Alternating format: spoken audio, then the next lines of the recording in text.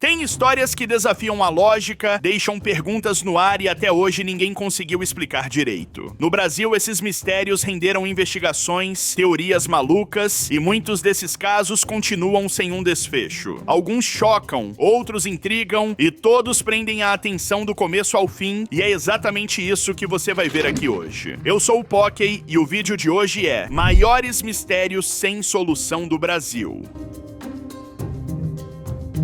Em uma noite comum de segunda-feira, em maio de 1986, o céu do Brasil virou palco de um dos episódios mais curiosos da nossa história recente. Tudo começou em São José dos Campos, quando o controlador Sérgio Mota da Silva viu uma luz estranha parada no céu enquanto monitorava um voo comercial. Em poucas horas, relatos parecidos surgiram em São Paulo, Rio de Janeiro, Minas Gerais e Goiás. Ao todo, 21 objetos foram oficialmente confirmados por radares e por dezenas de testemunhas civis e militares. Em Guaratinguetá, cerca de 2.000 alunos da Escola de Especialistas da Aeronáutica observaram tudo a olho nu. Os pontos luminosos mudavam de cor, faziam curvas fechadas, sumiam de repente e reapareciam em outro trecho do céu. 5 caças da Força Aérea foram enviados para acompanhar os alvos, mas ninguém conseguiu se aproximar de verdade. Sempre que um jato tentava chegar perto, o objeto simplesmente sumia do radar.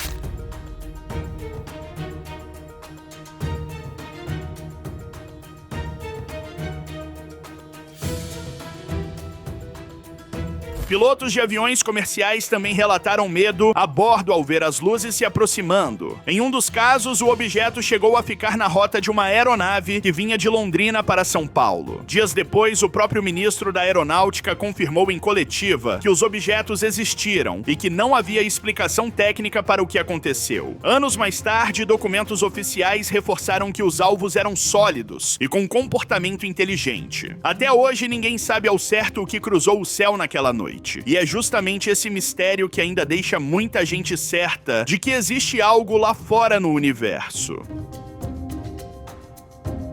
Um dos maiores enigmas já guardados no Brasil está arquivado dentro da Biblioteca Nacional no Rio de Janeiro. O chamado Manuscrito 512 é um documento antigo, sem autor identificado, que descreve a descoberta de uma cidade perdida no interior da Bahia. O texto foi encontrado no século XIX, mas relata uma expedição feita por bandeirantes no século XVIII. Segundo o registro, o grupo saiu de São Paulo e percorreu o sertão baiano até chegar a uma montanha cheia de cristais que brilhava de longe e deixou todos impressionados. Do alto dessa serra, eles teriam avistado uma grande cidade com apenas uma entrada, marcada por 3 arcos com inscrições que ninguém conseguiu decifrar.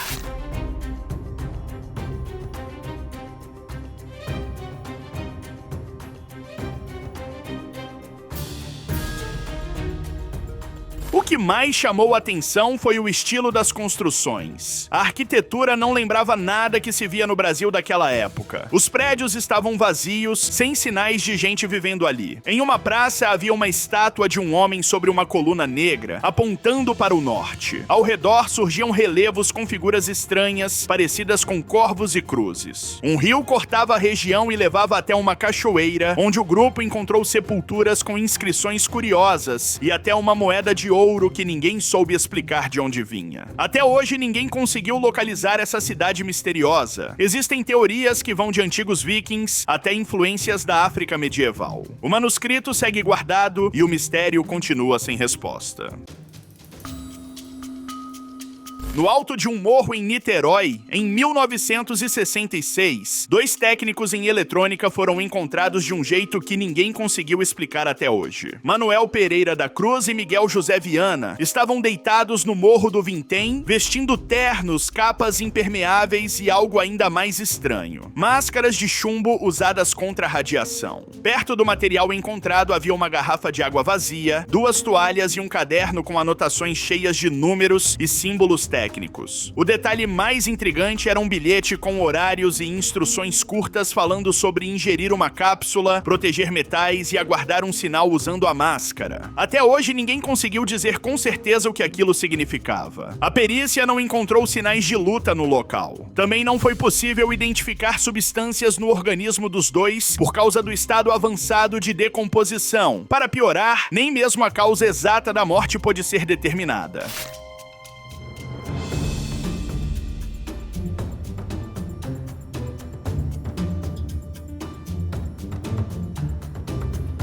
Dias antes, eles haviam saído de casa dizendo que iriam a São Paulo comprar material de trabalho. No caminho, passaram por lojas, compraram capas impermeáveis, água e seguiram direto para o morro. Testemunhas da região ainda relataram ter visto uma luz estranha no céu naquela mesma noite. Com o tempo, surgiram dezenas de teorias, desde experiências mal-sucedidas até histórias envolvendo objetos voadores não identificados, os famosos OVNIs. Nenhuma conclusão oficial foi capaz de encerrar o caso. Pouca gente se dá conta, mas no meio do sertão do Piauí existe um dos lugares mais importantes da pré-história das Américas. Tudo começou nos anos 1970, quando a arqueóloga Niede Guidon ouviu quase por acaso que no interior do estado existiam paredões cheios de desenhos antigos. Ela foi conferir e nunca mais saiu de lá. Em São Raimundo Nonato, Guidon encontrou abrigos de pedra cobertos por cenas de caça, dança e rituais pintados em vermelho. O impacto foi tão grande que em 1979 a área virou parque nacional. Desde então, mais de 1.300 sítios arqueológicos foram mapeados, a maior concentração de pinturas rupestres das Américas.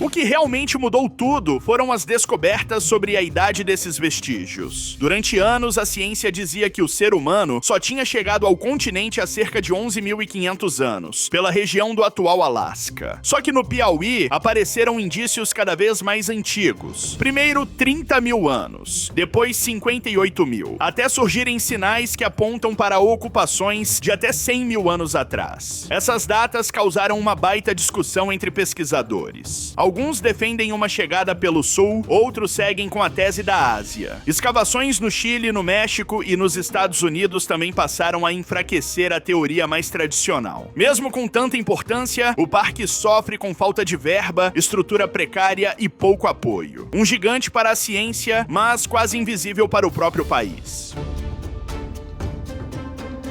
Você para o carro em uma descida, tira o pé de tudo, deixa em ponto morto e ele começa a subir sozinho de ré. Essa cena acontece todos os dias na chamada Ladeira do Amendoim, em São Tomé das Letras, no sul de Minas, e virou uma das atrações mais curiosas da cidade. O local recebeu esse nome por lembrar a famosa Rua do Amendoim, em Belo Horizonte, onde ocorre algo parecido. Turistas chegam, desligam o motor, soltam o carro e ficam olhando sem entender nada, enquanto o veículo parece desafiar completamente a lógica.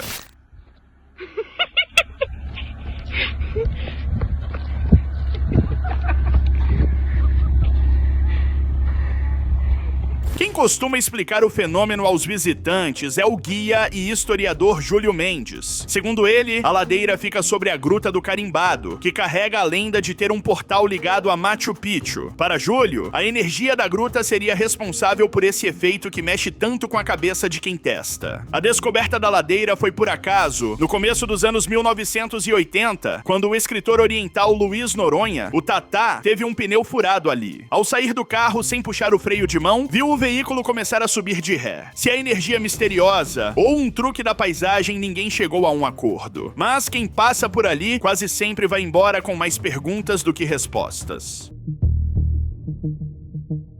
Em uma cidade pequenininha do interior do Rio Grande do Sul, algo chama a atenção logo de cara. Em praticamente toda a rua, alguém conhece ou faz parte de um par de gêmeos. Esse lugar é Cândido Godói, conhecida nacionalmente como a Cidade dos Gêmeos. Com cerca de 6 mil moradores, o município tem uma taxa de nascimentos de gêmeos até 10 vezes maior que a média mundial. O fenômeno fica ainda mais concentrado na comunidade rural, chamada Linha São Pedro, onde famílias com 2 bebês iguais fazem parte do cotidiano local há décadas. Até hoje, ninguém conseguiu fechar uma explicação definitiva. Pesquisadores falam em herança genética, já que muitos moradores descendem de imigrantes alemães e por ser um lugar pequeno e relativamente isolado. Outros estudaram se água, solo ou alimentação poderiam influenciar, mas nada foi comprovado. Existe ainda uma teoria polêmica envolvendo Joseph Mengele, que era um médico alemão que realizava experimentos cruéis, muitos deles envolvendo gêmeos, e que teria passado pela região após a Segunda Guerra, onde continuou a fazer seus testes. Essa hipótese nunca foi provada.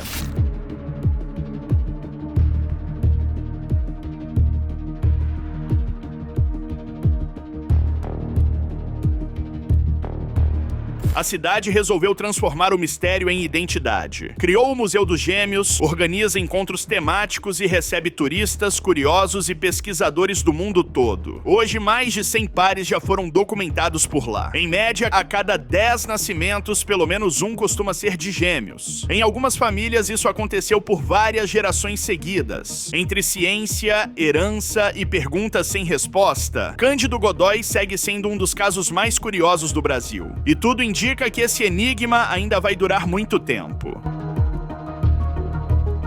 Lá no calor do sertão existe um grande enigma arqueológico do Brasil. A Itacoatiara do Ingá guarda quase 400 gravuras feitas há mais de 5.000 anos, esculpidas em um enorme paredão de rocha no interior da Paraíba. O nome vem do tupi e significa pedra riscada. Uma definição simples para um mistério gigantesco. Localizada no município de Ingá, a cerca de 90 quilômetros de João Pessoa, a pedra exibe figuras que lembram humanos, animais, plantas, símbolos geométricos e até formas que muitos associam a planetas. O problema é que ninguém consegue afirmar com certeza o que cada desenho representa ou quem os produziu.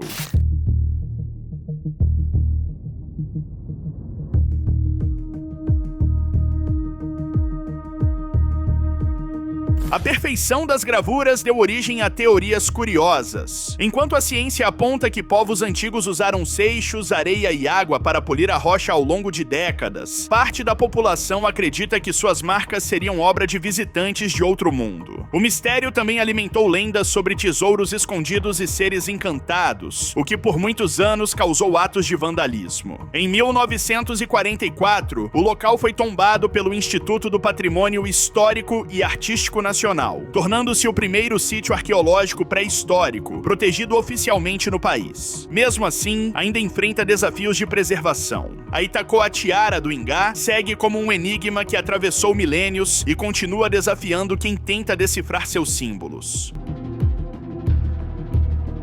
Entre a pedra e o abismo de um dos cartões postais mais famosos do Brasil, repousa um dos casos mais enigmáticos da história do Rio de Janeiro. Em 19 de setembro de 1949, durante uma escalada no Pão de Açúcar, 5 jovens do Clube Excursionista Carioca encontraram um corpo humano preso em uma fenda estreita da rocha. O detalhe mais assustador era que o cadáver estava naturalmente mumificado.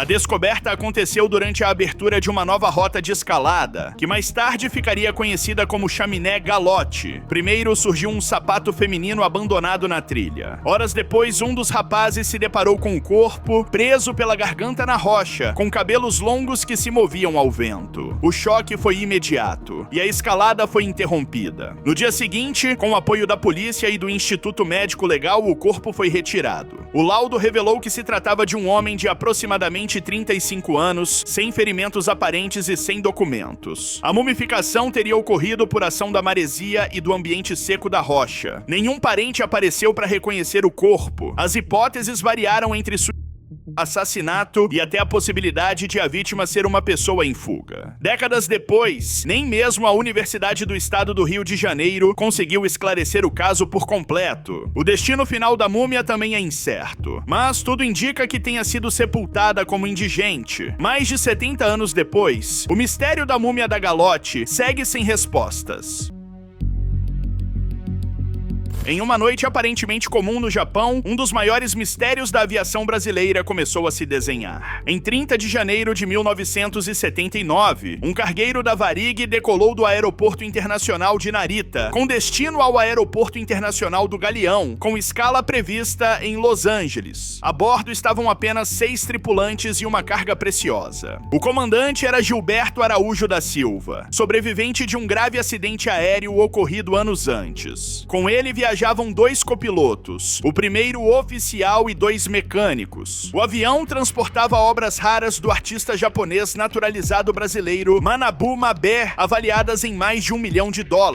A decolagem ocorreu às 20 horas e 23 minutos e o primeiro contato com a torre foi feito normalmente. O segundo, que deveria acontecer cerca de 1 hora depois, nunca ocorreu. Após sucessivas tentativas sem resposta, foi iniciado um alerta geral e uma busca no oceano. Durante quase 10 dias, equipes vasculharam a região, mas nenhum destroço, corpo ou pista sequer foi encontrado.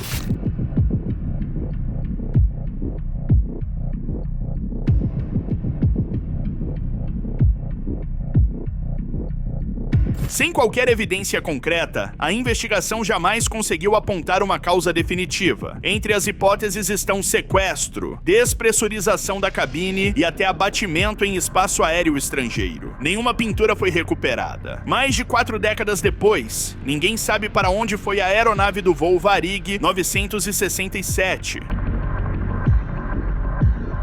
40 anos se passaram e o desaparecimento do escoteiro Marco Aurélio Simon ainda ecoa como um dos maiores mistérios do Brasil. Em 8 de junho de 1985, aos 15 anos, o adolescente sumiu durante uma trilha no Pico dos Marins, em São Paulo. Ele fazia a subida com o líder de escotismo e outros 3 jovens, quando um deles se feriu. Marco Aurélio seguiu à frente para buscar ajuda e nunca mais foi visto.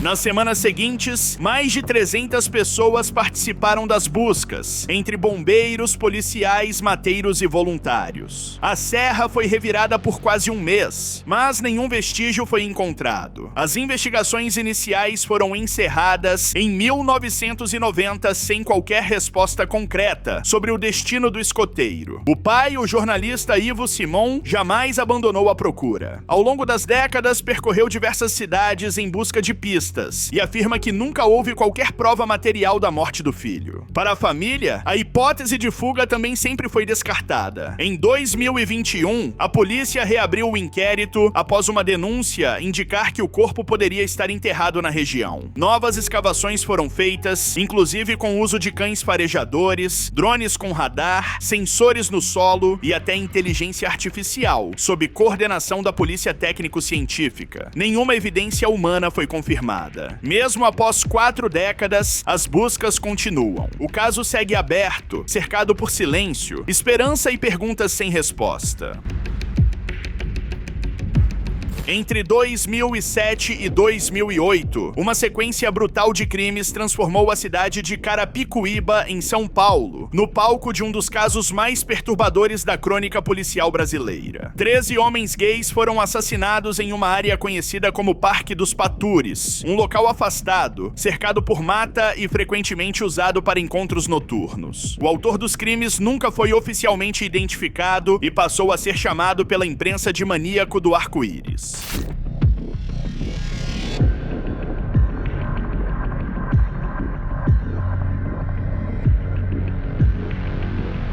As mortes ocorreram ao longo de pouco mais de 1 ano. As vítimas tinham entre 20 e 40 anos. Em um dos ataques mais chocantes, a vítima foi baleada 12 vezes. O padrão chamou a atenção dos investigadores e levantou a suspeita de um assassino em série, agindo com extrema frieza e precisão. Diante da repetição dos crimes, a Secretaria da Segurança Pública de São Paulo passou a tratar o caso como prioridade. Testes balísticos foram feitos para tentar ligar os assassinatos a uma única arma. Em dezembro dezembro de 2008, um sargento aposentado da polícia, Jairo Francisco Franco, foi preso com base em depoimentos de testemunhas que afirmaram ter visto um dos crimes acontecer. Apesar da comoção, o desfecho frustraria familiares e a comunidade. Em 2011, o suspeito foi absolvido por falta de provas conclusivas. Alguns acusam a polícia de não dar a devida importância para o caso pelo fato de as vítimas serem gays. Desde então, o caso permanece oficialmente sem solução, envolto em medo, indignação e silêncio. Esse foi o vídeo, deixa seu like, um beijão, valeu, falou e tchau.